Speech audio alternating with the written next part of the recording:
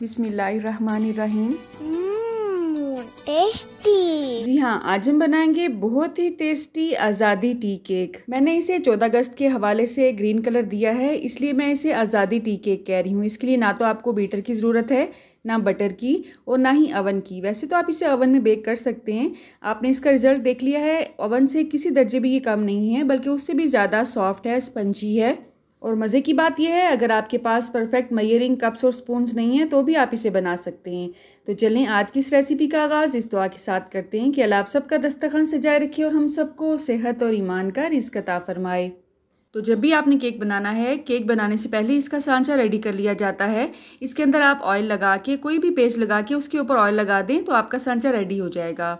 दूसरी टिप ये है कि आपने मैदा जब भी लेना है इसे छान के इस्तेमाल करना है, चाहे 2 दफ़ा छानें चाहे 3 दफ़ा छानें। जितनी ज़्यादा बार आप इसे छानेंगे स्पंज इतना ही सॉफ्ट बनेगा, ठीक है। तो एक दफ़ा मैंने ऑलरेडी इसे छान लिया था, दूसरी दफ़ा अब मैं इसे छान रही हूँ, ठीक है।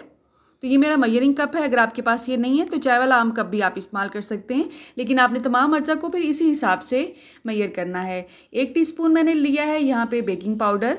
आम स्पून के साथ मैं आपको दिखा रही हूँ कि अगर आप आम स्पून यूज़ करते हैं तो ये इतना बेकिंग पाउडर आएगा, ठीक है। और ये जो चम्मच मैं इस्तेमाल कर रही हूँ ये आम चम्मच है जिससे हम चावल वगैरह खाते हैं और ये स्टैंडर्ड साइज़ का ही होता है। तो 1 टीस्पून बेकिंग पाउडर ऐड किया है मैंने। बेकिंग पाउडर ऐड करना है, बेकिंग सोडा ऐड नहीं करना है आपने, ठीक है। इन तमाम अज्जा को हमने अच्छी तरह से मिक्स कर लेना है। बेकिंग पाउडर और बेकिंग सोडे में क्या फ़र्क है, इसके लिए मैंने एक डिटेल वीडियो ऑलरेडी बनाई हुई है, उसका लिंक आपको डिस्क्रिप्शन बॉक्स में मिल जाएगा।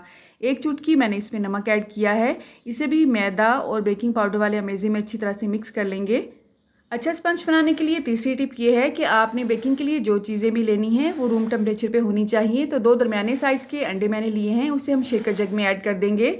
अंडे आपने बहुत ज़्यादा गर्म भी नहीं लेने हैं क्योंकि आजकल बहुत गर्मी है, तो फ्रिज से निकाल के आपने 10 मिनट पहले ही रखने हैं, उसके बाद बेकिंग में इस्तेमाल करने हैं। बातों ही बातों में इसमें मैंने आधा कप चीनी भी ऐड कर दी है और 5 से 6 कतरे इसमें मैंने लेमन एसेंस के ऐड किए हैं। आप इसमें half tea spoon vanilla essence भी ऐड कर सकते हैं। 1/4 कप मैंने इसमें कुकिंग ऑयल ऐड किया है, ठीक है। इसे ग्रीन कलर देने के लिए मैंने यहाँ पे आइसिंग कलर यूज़ किए हैं, आपने पाउडर कलर यूज़ नहीं करना है, क्योंकि अगर आपको वो अच्छी क्वालिटी का नहीं मिलेगा तो केक का टेस्ट कड़वा भी हो सकता है। तो आपने ये रिस्क नहीं लेना है। तमाम चीज़ें बहुत महंगी होती हैं केक में इस्तेमाल करने वाली, तो अच्छी बात यही है कि आप अच्छी क्वालिटी की हर चीज़ इसमें इस्तेमाल करें ताकि बाकी चीज़ें ज़ाया ना होने पाएँ इसमें। इसे मैंने 2 मिनट के लिए दरमियानी स्पीड पे अच्छी तरह से शेक कर लिया है। इसे हमने अब मैदे वाले इंग्रेडिएंट्स में ऐड कर दिया है। इसे हमने अच्छी तरह से मिक्स करना है, लेकिन आपने कोई भी तेज़ी नहीं दिखानी है। मैं इसे हैंड विस्क की मदद से अच्छी तरह से मिक्स करूंगी। एक साइड पे ही आपने स्पैचुला या हैंड विस्क को इस तरह से मिक्स करना है। कट एंड फोल्ड मेथड इसे कहते हैं।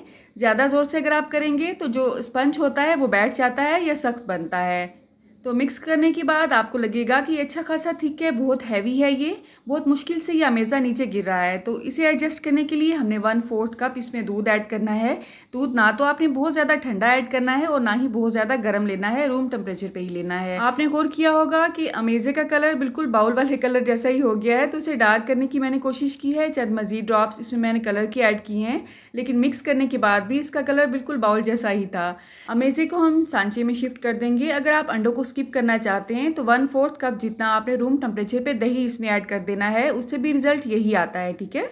थोड़ा सा आपने इसे टैप करना है शेल्फ पे ही, कम से कम आपने 5 से 6 दफ़ा इसे टैप करना है। उसके बाद हमने इसे प्री हीट की हुई कढ़ाई में या पतीले में शिफ्ट कर देना है। तो 15 मिनट हो गए हैं ऑलरेडी। मैंने चूल्हे की आंच को ऑन करके कढ़ाई को इस पे रखा हुआ था और ढक्कन भी इस पे रखा हुआ था। सांचा भी इसके अंदर ही मौजूद था। सांचा अगर आपके पास नहीं है तो कोई भी स्टील की कटोरी आप उल्टा करके रख सकते हैं। उसके ऊपर मैंने कपड़ा दे दिया है ताकि साइडों से हवा निकलने ना पाए। चूल्हे की आंच को आपने देख लिया है, बहुत ज्यादा आपने कम नहीं करनी है, दरमियानी से थोड़ी सी कम और स्लो से थोड़ी सी ज्यादा, इतनी कि ये आपके पतीले को टच ना होने पाए। 20 मिनट के बाद आपने इसका रिजल्ट देखा, अभी ये थोड़ा सा कच्चा लग रहा है। शीशे वाले ढक्कन का यही फायदा होता है, आपको सब कुछ सामने ही नजर आ रहा होता है। तो आपने देखा अल्हम्दुलिल्लाह 40 मिनट के बाद केक बहुत ही अच्छा सा बेक हो चुका है।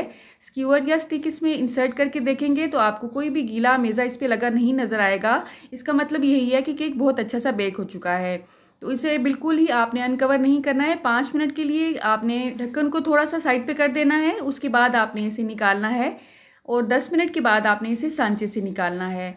साइडों से मैंने हल्का सा नाइफ लगाया है, तो आपने देखा बहुत ही अच्छी तरह से ये निकल चुका है बाहर, बहुत ही आसानी के साथ। बैक साइड से भी आप देख सकते हैं बहुत ही अच्छा कलर इस पे आया है अल्हम्दुलिल्लाह। अच्छा, अगर आप इसके ऊपर मक्खन के साथ ब्रश कर देते हैं तो भी इसका रिज़ल्ट बहुत अच्छा आता है। मैंने ये ब्रश नहीं किया था क्योंकि मैंने अभी इसे वैसे ही यूज़ कर लेना था।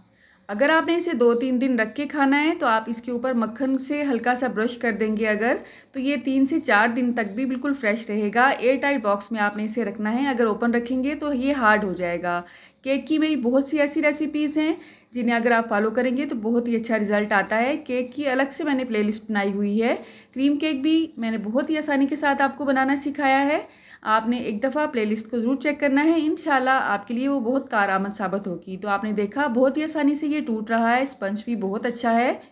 बेकरी वाले केक की निस्बत इसका रिजल्ट 100% से भी ज़्यादा अच्छा है। अगर आप मक्खन के साथ ब्रश नहीं करना चाहते हैं तो हल्का सा दूध के साथ भी इसे ब्रश कर सकते हैं, लेकिन मैंने इसके ऊपर कोई भी ब्रशिंग नहीं किया और आपने इसका रिजल्ट देख लिया है। 14 अगस्त पे आप अगर ये रेसिपी बनाएंगे, अपने गेस्ट के सामने रखेंगे तो इंशाल्लाह वो बहुत खुश हो जाएंगे। अगर आपने वीडियो में कुछ भी नया सीखा हो तो आपने कमेंट बॉक्स में छोटा सा हार्ट जरूर भेजना है, मेरे लिए किसी इनाम से कम नहीं होगा। रुके रुके सुने, जाने से पहले वीडियो को लाइक कर दें, अच्छी लगी तो शेयर कर दें और सब्सक्राइब करने के बाद बेल का आइकन भी जरूर प्रेस करें। जज़ाकल्लाह। मेरी नेक्स्ट वीडियो तक अल्लाह हाफिज़।